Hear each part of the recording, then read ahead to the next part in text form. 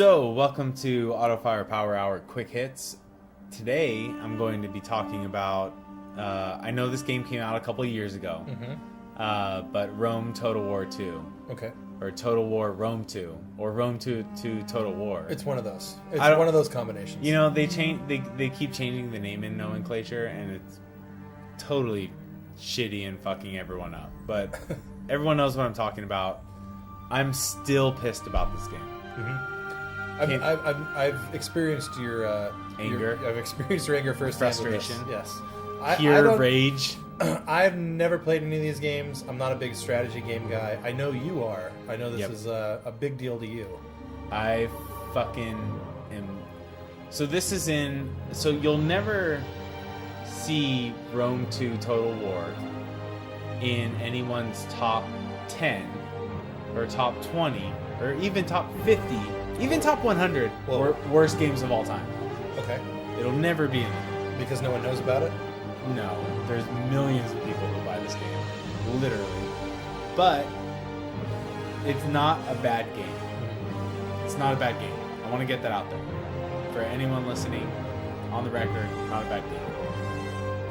It will be for strategy fans, especially fans of the first Rome Total War. Especially people like me who played all the Total War games, but like always kept coming back to Rome Total War, the original. That's the one that I've always heard is... it's the golden child of everyone. Yeah, they made all these other different ones, but that one was like the golden child of everyone. Okay. Because of just the sheer amount of content, in the Total War series, this is where they jumped from 2D to 3D. But they nailed it on so many levels. And what you will see Rome 2 Total War on is people's top 10 most disappointing games of all time. Okay. Totally, completely, utterly disappointing. I have a pretty good frame of reference with SimCity, that the PC abortion that came out that everyone was super excited on, and that now everyone looks back on and be like, oh, that's what killed SimCity. Yeah, exactly. That's essentially exactly what we're talking about. So I have listed my top 5 biggest gripes with the game, which are sources of my disappointment. So number 5, without any further ado, the battles. The battles. I'll say this. The battles aren't terrible. Okay. So in any Total War game, I mean, just look at the title, Total War. I'm expecting a good amount of war in a Total War. You know what? That war better be fucking total. Yes. Not partial. They don't call it partial war. It's not partial war. It's not almost war. No, it is total war. So the battles are really important. The problem with Rome 2 Total War is that what they wanted to do in looking at the type of warfare. So Creative Assembly typically does a really, really good job looking at the era, deciding what's most important from a logistical standpoint in that era, how you would manage a faction or culture in that area or in that era, and then how those battles would actually happen in that era, right? So whether it's actual unit types or how you can use them, etc., etc. They've typically done a really good job, and I'm not going to say that they did a bad job in Rome 2, but what I will say is that they just don't feel like they fit the era. And this, as far as I'm concerned, is the first Total War game that I've played where the battles just don't fit the era. So a game like Total War, I'm assuming like it's there's a ton, when it's done right, there's a ton of like historical accuracy and all that stuff. And you can look back on the original Rome and you can say this is the most historically inaccurate game. That's what I thought, that these games were basically like Sega's version of Dynasty Warriors. No. So in me making that statement, that's me looking at a lens looking through a lens, the modern lens looking at the past. When you think about when this came out, right, like 2000 or something, the general, I mean, the only people that like what were people thinking about at that time? Like fucking Gladiator, right? Like Yeah, that was 2002, but early 2000s. I see what you're saying. right, and this was just spawning the like in Hollywood, like after Braveheart, after Gladiator, they got a lot of criticism about their historical accuracy, especially when Braveheart came out in the 90s. Because like he was obviously encapsulating like American traditions and sentiments and placing it into a historical. Yeah, he's Big Mel. He makes one movie and he skins it and then says really hateful comments, goes in a cave, and then comes back to repeat the process. And there was a lot of criticism about this, especially it winning Best Picture, right? So anyways, there's been this movement to like really become historically accurate, right? And people went back to the first Rome and Total War and did some mods that made it so accurate it's worse than reading a textbook. But the game was close enough that it allowed modders to be able to do that, if that makes sense. Yeah, just like any other instance where like a community will get together and there might be a game where like it's almost there, but then the modders will push it over the edge and make the game that everyone really wants. Right. So and that's going to be important later on when I'm talking about Rome 2. But so let me just focus on the battles for a second. The battles are like super arcade, okay? Fast, unrealistic.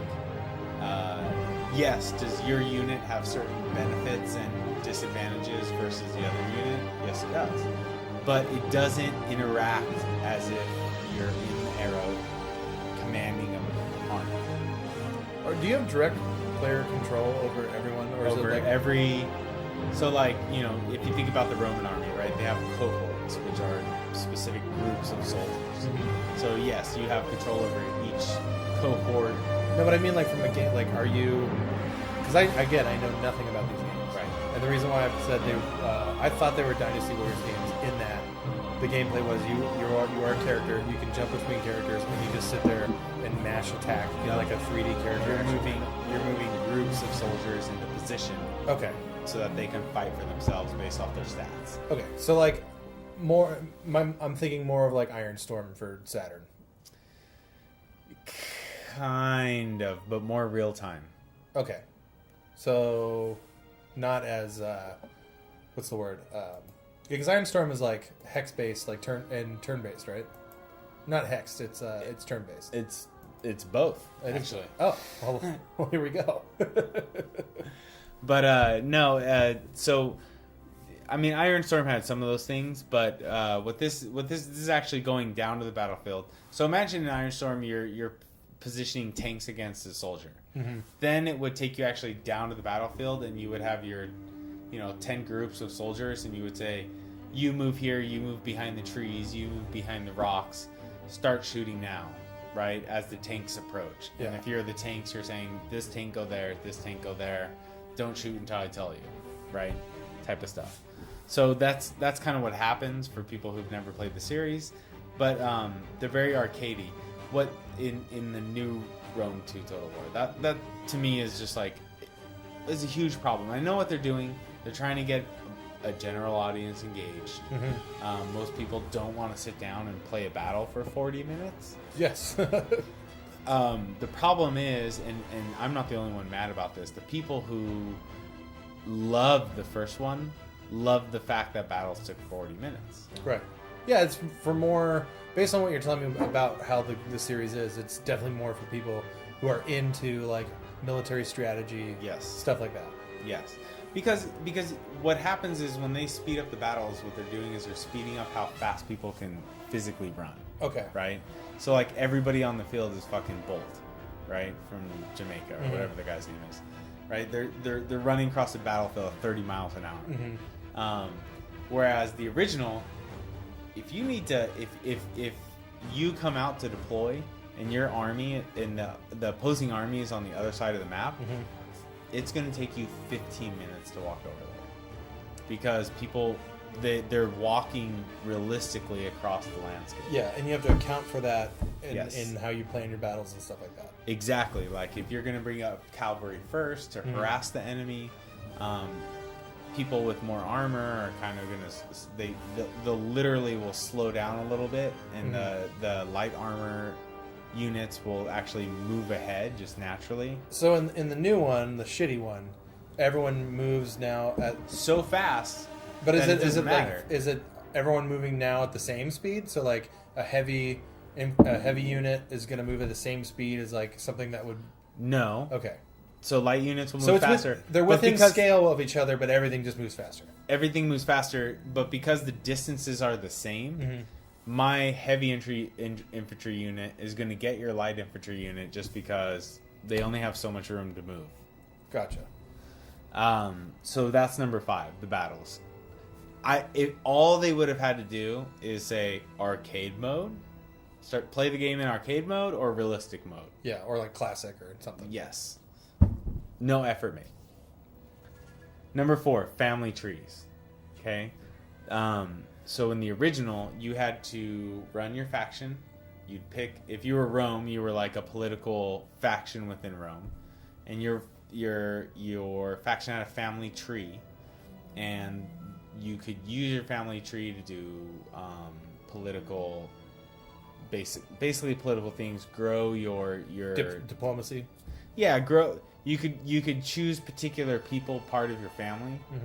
You could grow your family, and you can use certain members of your family who just happen to have natural abilities to like grow them into big generals, strong generals. Because Creative Assembly decided to make this game move so fast, in Rome 2, like, you literally can finish the game before you get to your 3rd generation of family. Meaning that, like, you have no incentive to develop anybody because you're going to beat the game before they're even fucking 30 years old. That is pretty stupid because now you're taking out a huge chunk. It's gone. It's worthless to pay attention to. All right. That's pretty unfortunate. Whereas before, you would imagine, okay, I'm the Julii of Rome. I'm, okay, who do I have? I have 2 main males. Let's get this person married. Let's make sure they're having kids. Right. When their kids grow up, as soon as they become, 14 years old, I'm going to make them a governor of this city. And you have that in Rome too.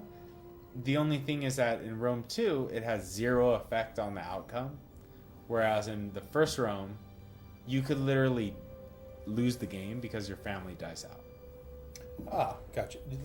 Okay. Because you mismanaged the family. Yeah, the bottom line is that... And it's Italy, so it's like, you have no respect for the family. You need to eat all of the meatball. I can do that, I'm Italian.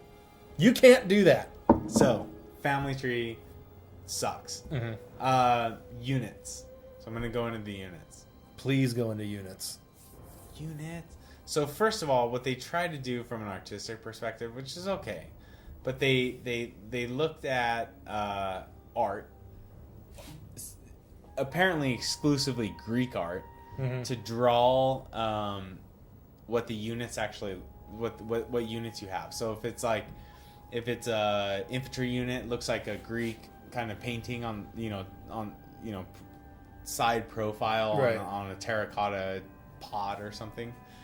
And they use that stylistically to draw every unit in the game. Now, it doesn't matter if they're not Greek or not, the same style for everybody. So you're playing with like the German barbarians, and it's some Greek perception of what your unit looks like. It doesn't even look like the unit that comes on the field. And it's just this separation, right? The best part about the first Rome was that when you jumped into it, you were immersed in the sound, the music. The music, by the way, in Rome 2 is not very good. Very, very monotonous. But what it does is, like, when you want to switch to a German faction or an Egyptian faction or an Asian, Syrian faction, Persia or something, you lose all connection because that character doesn't look like it's Persian. It looks like it's Greek. So is that someone that like a history nerd like yourself is gonna pick up, or do you think everyone is gonna? My question is actually like, so they made a stylistic choice, Yes. across the whole thing, To just do Greek depictions of everything. and you're saying, in your opinion, that stylistic choice is you weren't into it, Because it doesn't matter if you know anything about history. right? If you choose a Syrian faction, Mhm. they look like Greek soldiers. If you choose a Rome faction, they look like Greek soldiers. If you, Wearing like the clothes of or it's just drawn like how you know Greek art to look like. yeah. So they did, but they went with a stylistic choice. Yes, and but the thing is like if you choose a different culture, you don't. It doesn't have that in the old games. Well, yeah, of course, you're missing out on variety and diversity of just in the old artistic game, styles the and stuff. unit cards were pictures of what the actual unit looks like on the field. Mhm. So choosing different cultures felt different because they look different. Right. Everything about it looks different. In this game, it's the exact same interface. Doesn't matter the culture. Yeah, that sounds pretty dumb, and I'm not a fan at all of this crap, and it sounds really stupid. Yeah, so fuck this game. Number 2, cities. This is terrible. This is a terrible, terrible, terrible part of the game. We're up to number 2. We're almost at number 1, which is the most despicable part of the game. But number 2 would be number 1, except for that I'm just so mad about number 1. Right. And we will get to number 1. That's right. The cities. So let me just ask you, somebody who's never even played the game. Mm-hmm. When you think of ancient Rome, the city, what do you think of? Big marble structures, the Pantheon. I've been to Rome. I've seen the ruins. They don't look super good now, but you can get an idea of what that stuff looked like when it was new, and it's pretty breathtaking. Okay, so like if I say Alexandria, Okay. What do you think of? Just in terms of the actual physical city. Again, I'm gonna go ahead and go with big marble structures and pillars and you whatnot. wouldn't be wrong. Okay. And you wouldn't be wrong. So like if I were to say, well, it doesn't matter. You get the point. Like so Rome itself was between 1 million and 2 million people. 2,000 years ago. Okay. The next city to be as big as Rome wouldn't come back onto the planet until like 1870 in London. That's pretty Industrial crazy. London. Right? Yeah, I've never thought of it in like those specific terms. It was literally the biggest city until industrial London. Right. Ever. In the history of the planet. This is an enormous city. Right. Millions of residents. Working plumbing. Multiple districts. All kinds of, municipal districts. Had a welfare system. Wheat distribution system out to the so Rome was so industrial that there's actually, if you look at scientists have like extracted carbon dioxide from ice in the Arctic all the way back to like thousands of years ago.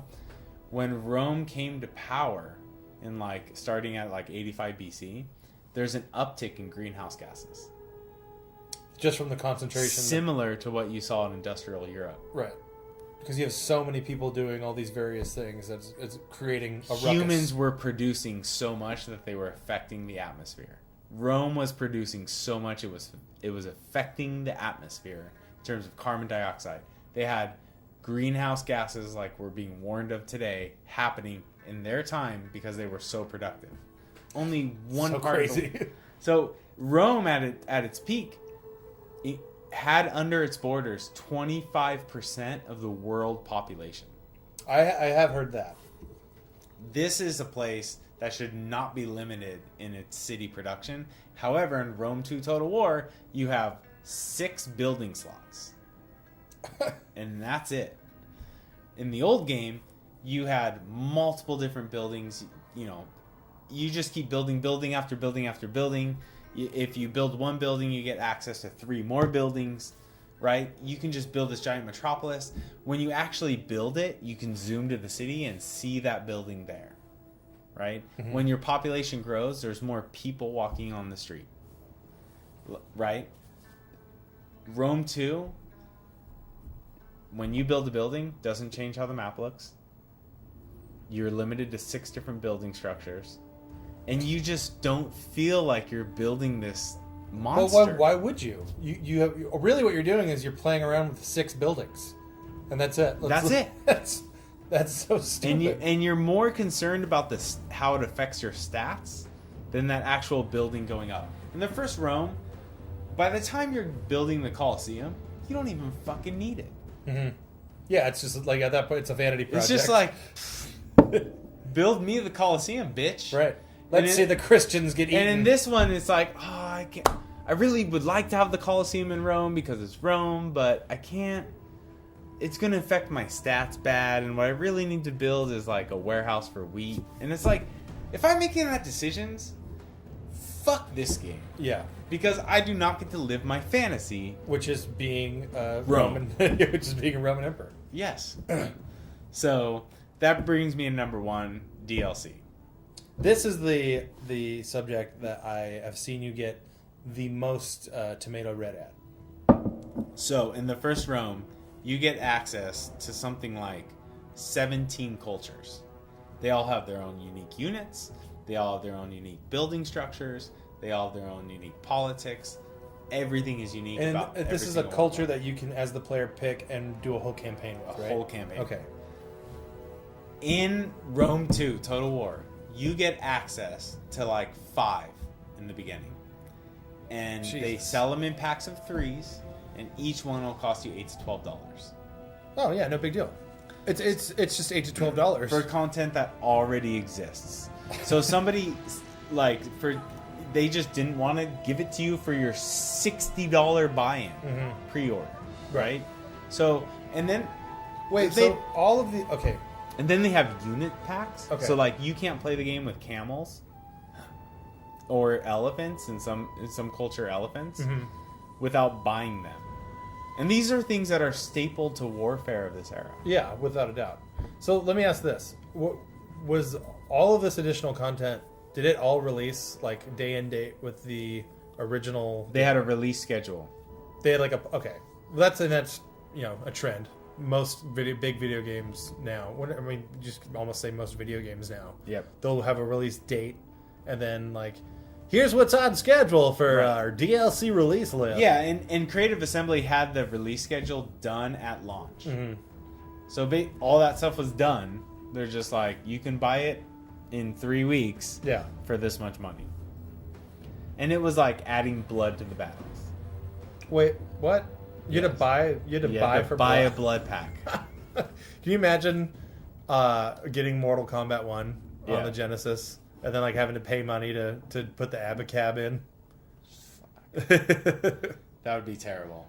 So, and some guy calculated this. We said this on an earlier episode that it was $250 for a full buy-in, meaning that a game exists that you love typically, and you cannot see everything the game was meant to be unless you pay $250. You pay roughly 4 times what you had to buy the original. And this does not include the expansion, which was $30, and all the DLC for the expansion.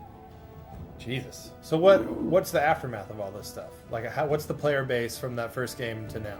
So Creative Assembly lost a huge portion of the players. They're now catering to their base. They immediately switched gears and started developing Warhammer, which was something that they had abandoned before, because there's a lot of Warhammer players out there that will buy that game. And they switched gears to that. They're bearing the fact that you still have to do the DLC buy through there, but they're gambling on the fact that with Warhammer, they're giving a lot of their fans what they really, really wanted for a long, long, long, long time. So it's kind of fanfare in some ways. The DLC's not quite as, gougy as Rome 2 was, But there are people like me, like I was excited about Warhammer. I wanted Warhammer to be developed. It wasn't. They announced Rome 2. I was even happier. Mm-hmm. Rome 2 was a disaster. And they switched. They did Warhammer, and I won't buy it. I won't buy it. Yeah. Because of my Rome 2 experience. Well, like, I'm just not interested. You know, if you get a pizza and there's a turd on your pizza, I'm going to go ahead and assume you're not going to order from that place ever again. Probably not going to have that pizza again. No, you're definitely going to lose that phone number. Yeah, it sounds like a total shit show. Just totally... this was a case where they made a lot of money off that game. Mm-hmm. Because people like me bought it anyways. Yeah. I had it pre-ordered. I was like, this is the game I've been waiting for 15 years. Yeah, I know that the Total War franchise has, or is it Total War first or Rome? Well, now they put the name of the game, and then they put... But Total War is the franchise, right? Total War is a franchise. Okay, so that, yeah, there's a pretty hardcore following there. It's obviously not like, you know, Grand Theft Auto numbers or anything like that. Yeah. But there is a pretty good cultivated group of people. I'm not going to say Grand Theft Auto, but this is up there with your Civilizations. All the games, all PC? Yeah. Okay. I've seen, I think, a PS2 version. No, there's I think with Warhammer there's and even with Rome 2 they released mobile and tablet versions. Mm-hmm. And I don't know if there's a console version for Rome 2. I don't think so. I don't think there is. But there's definitely mobile. Okay. Well, cool. There's another platform that I don't play, and another franchise that I won't be playing it on. So, anyways, that was my rant about it. I could go on forever. I won't. We're just gonna wrap up this episode. Thanks for joining with us. Don't buy Rome 2.